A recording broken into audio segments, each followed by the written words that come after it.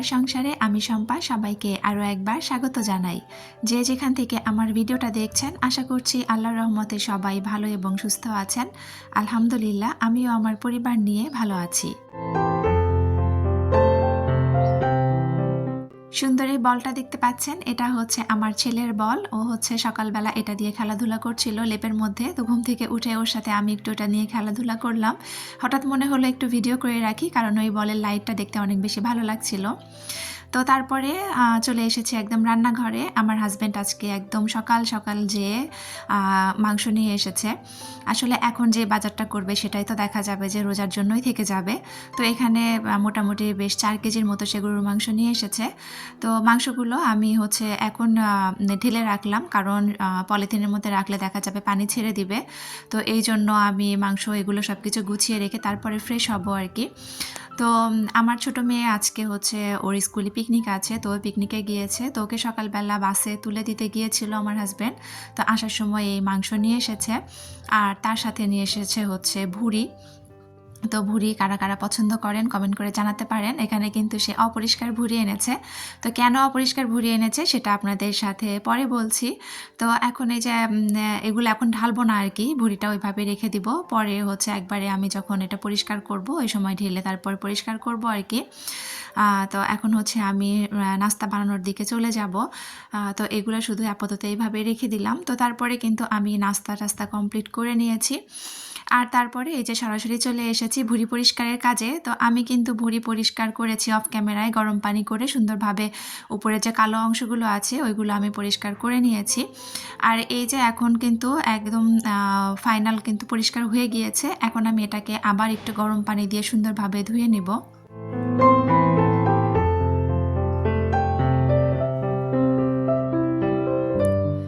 গরুর ভুঁড়ি কিন্তু আমাদের অনেক বেশি পছন্দ। তো ভুঁড়ি কিন্তু বাজার থেকে সবসময় এরকম পরিষ্কার ভুঁড়ি কিনে আনা হতো।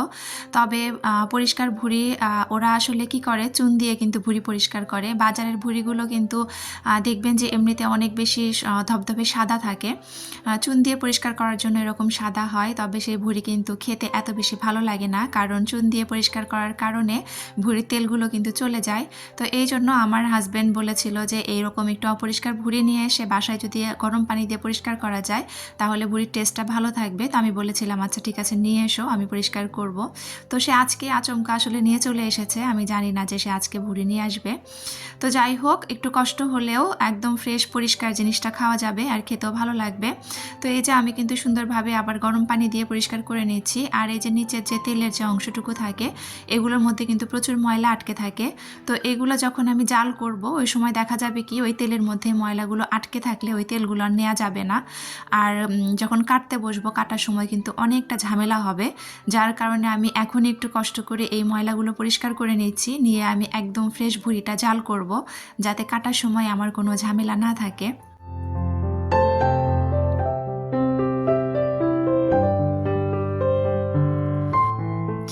এই যে দেখেন একদম কিন্তু আমি খুব সুন্দরভাবে ভুঁড়িগুলো পরিষ্কার করে নিয়েছি, দেখতে এত বেশি সুন্দর লাগছিল। তো এখন আমি আরও একবার ভালোভাবে ধুয়ে নিয়ে তারপরে কিন্তু পাতিলে দিয়ে আমি এটাকে জাল বসিয়ে দিব।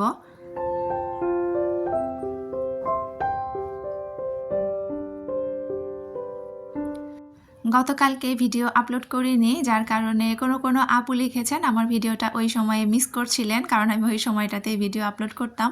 আবার কিছু আপুর তো একটু মন খারাপ হয়েছে। আসলে আপনাদের এত ভালোবাসা পেয়ে এত বেশি আমার নিজেকে ধন্য মনে হয় যে আমি কি বলবো। তো আপনাদের এই ভালোবাসাগুলো পেলেই কিন্তু মনে হয় যে আরেকটা ভিডিও মেক করি। তো যাই হোক, অনেক বেশি ভালো লেগেছে আপুদের কথা শুনে। আসলে সত্যি কথা বলতে এটা তো সবাই আসলে আমরা কম বেশি জানি, ছোট বাচ্চা নিয়ে তারপরে সামনে যেহেতু রোজা, সব কিছু মিলিয়ে আসলে প্রতিদিন কন্টিনিউ করাটা অনেক বেশি চাপ হয়ে যাবে। যেহেতু নিজের হাতে সব কিছু করতে হয়, ভিডিও এডিট থেকে শুরু করে সব কিছু, তো আমার জন্য অনেক বেশি চাপ হয়ে যাচ্ছিল, যার কারণে ভেবেছি যে একদিন পরই আসলে আপলোড দিব। তো যাই হোক, আর এইদিকে আমি কিন্তু এখানে ভুঁড়িটা একটু হচ্ছে হলুদ দিয়ে তারপরে জাল বসিয়ে দিয়েছি। তো আমি অফ ক্যামেরায় কিন্তু ভুঁড়িটা অলরেডি জাল করে নিয়েছি। ভুঁড়ি জাল বসিয়ে দিয়ে আমি অফ ক্যামেরাতেই কিন্তু মাংস টাংস সব কিছু কেটে রেডি করে নিয়েছি, আর বাকি মাংসটা আমি ফ্রিজে উঠিয়ে রেখেছি।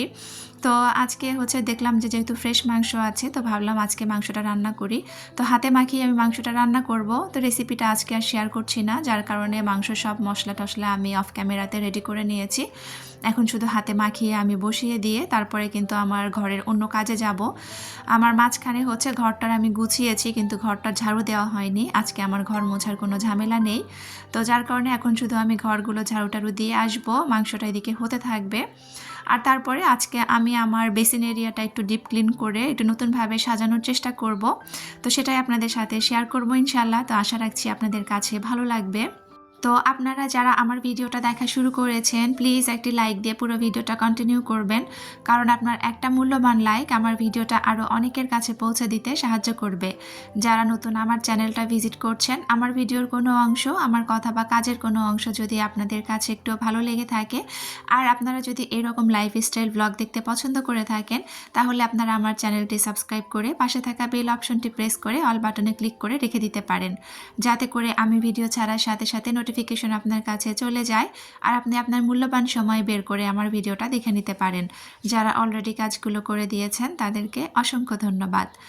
তো এইদিকে আমি কিন্তু কাজের মাঝখানে এসে বেশ কয়েকবার মাংসটা কষিয়ে নিয়েছি। মাংস যখন মোটামুটি সিদ্ধ হয়ে গিয়েছে সেই পর্যায়ে কিন্তু আমি আলু দিয়ে দিয়েছি, যেহেতু আলু ছাড়া মাংসটা একদমই অসম্পূর্ণ লাগে।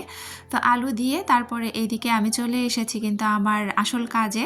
তো আমি এখানে বেসিনটা একটু পরিষ্কার করে নিচ্ছিলাম। আজকে সত্যি কথা বলতে বেসিন আমার এত বেশি নোংরা ছিল না, পরিষ্কারই ছিল।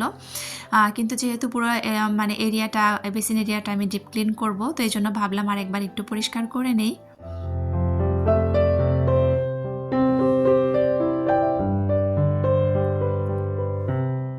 ভিডিওর মাধ্যমে এত আপুর সাথে পরিচয় হয়েছে, এত আপুর সাথে এত সুন্দর আন্তরিক একটা সম্পর্ক তৈরি হয়ে গিয়েছে, যেটা অসম্ভব ভালো লাগে।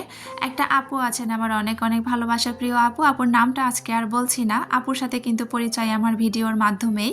আপু আমার ভিডিও দেখে তার এত বেশি ভালো লেগে গিয়েছিল, সে শুরু থেকেই কিন্তু আমার ভিডিওগুলো দেখে।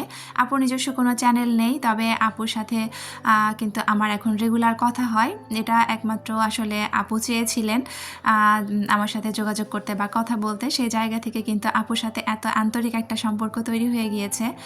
উনি কিন্তু আমাকে চেনেনও না, জানেনও না, কখনো দেখেননি, তারপরে শুধুমাত্র আমার ভিডিও দেখে আমার কথা শুনে ওনার ভালো লেগেছিল। সেই জায়গা থেকেই কিন্তু আপুর সাথে আমার মোটামুটি এখন রেগুলার কথা হয়।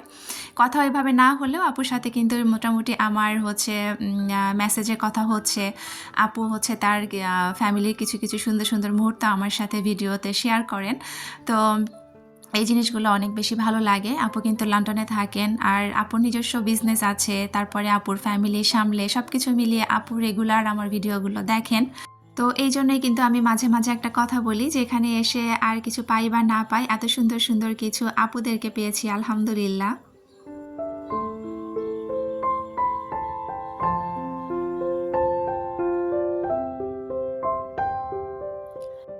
অনেক আপুরাই আছেন যারা এত সুন্দর কমেন্ট করেন, কমেন্টগুলো পড়লেও ভালো লাগে। তো কয়েকদিন ধরে একটু চিন্তা করছিলাম যে আরও কিছু আপুর কমেন্ট আমি পড়বো, কিন্তু আসলে বিভিন্ন কারণে সেটা আমার হয়ে উঠছে না। তো ইনশাল্লাহ পড়বো আমি, হয়তো নেক্সট কোনো ভিডিওতে আবার কয়েকটা আপুর কমেন্ট ইনশাল্লাহ পড়বো আমি।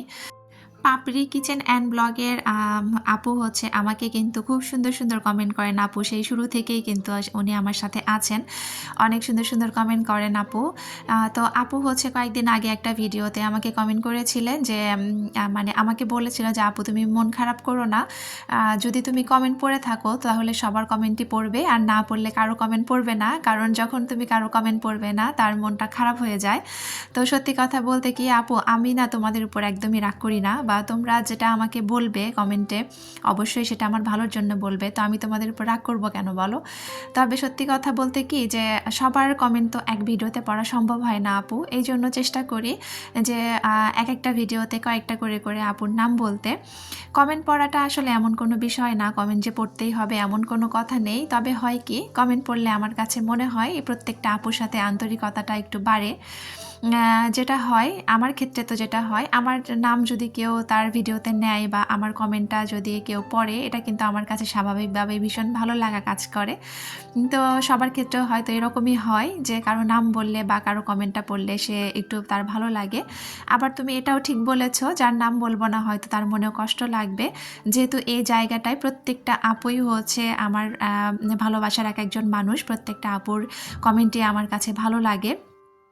তবে ইনশাআল্লাহ চেষ্টা করব সবগুলো আপুর কমেন্টে একটু একটু করে কয়েকটা ভিডিওতে পড়ার। তো যাই হোক, তো আপনাদের সাথে কথা বলতে বলতে এদিকে কিন্তু আমি বেসিনের যে দেয়ালটা আছে পুরোটা আমি ক্লিন করে নিয়েছি। তারপর নিচের এই অংশে আমি হারপিক দিয়ে রেখেছিলাম, একটু দাগ পড়ে গিয়েছিল, তো এগুলো পরিষ্কার করে নিয়েছি। আর ওই বোতলটা যে রাখলাম ওটা হচ্ছে আমার আইপিএসের পানির বোতল, আমি ওখানে রাখি সব সময়। আর এই যে এখানে দেয়ালে আমি হুক লাগিয়েছি, তো এই হুকগুলো কিন্তু আমি গতকালকে লাগিয়ে রেখেছিলাম। অনেক আপুরাই আছেন এই হুকগুলো একদম মানে দেয়ালের সাথে লাগিয়ে সাথে সাথে ব্যবহার করে ফেলেন। ওইটা করতে গেলেই কিন্তু আপনার এই হুকটা খুলে আসে। আমার আগের চ্যানেলে কয়েকজন আপু আমার কাছ থেকে শুনতে চেয়েছিলেন যে এই হুকগুলো লাগালে জিনিসপত্র রাখা যায় কি না। তো যাই হোক, তো হুকগুলো না যদি আপনি একদিন রেখে দেন, 24 ঘন্টা পরে যদি ব্যবহার করেন, সেই ক্ষেত্রে কিন্তু আপনি বেশ কিছু জিনিস রাখতে পারবেন। যদিও আমি যে হুকগুলো নিয়েছি এগুলো খুবই ছোটোখাটো জিনিস রাখার জন্য নিয়েছি, এগুলো এত বেশি ওয়েট রাখার দরকার নেই বা আমি রাখবো না। তো এই জন্য একদম কম দামি হুক আমি এখানে এনে লাগিয়েছি। তো যাই হোক, আপনাদের সাথে কথা বলতে বলতে এদিকে কিন্তু আমি বেসিনটা সাজানো শুরু করেছি। আমার যে ব্রাশ রাখার যে ঝুড়িটা আছে ওইটা কিন্তু আগে আমি ওই বেসিনের যে আমার ট্রেটা আছে ওখানে রাখতাম, তো ওটা আমি একদম দেয়ালের সুইচ বোর্ডের পাশে রেখেছি, আমার কাছে বেশ ভালো লাগছিল। আর রান্নাঘরের আমার যে লতাটা ছিল সেটা কিন্তু আমি এখানে রেখেছি, কারণ রান্নাঘরটা আমার অন্য কিছু করার চিন্তা ভাবনা আছে। তো যাই হোক, এই লতাটা এখানে দিয়ে কিন্তু বেশ ভালো লাগছিল। আর এটা ভিডিও কিন্তু আমার মেয়ে করে দিয়েছে, আর এই লতাটা এখানে দেওয়ার আইডিয়াটা আমার মেয়েই আমাকে দিয়েছে। দেওয়ার পর দেখলাম যে মাশাআল্লাহ অনেক সুন্দর লাগছে। আর আমার বেসিনের এই যে ট্রেটা দেখতে পাচ্ছেন, এই ট্রেটা না একদমই কেমন যেন একটু নড়বড়ে টাইপের, ভারী কোনো জিনিস রাখলেই নিচ থেকে একটু হেলে যায়। যার কারণে আমার হঠাৎ করে মনে হলো যে ব্রাশের এই ঝুড়িটা এখানে না রেখে যদি দেয়ালে রাখা যায় তাহলে কিন্তু বেশ ভালো লাগবে দেখতে, এই জন্যই রেখেছি।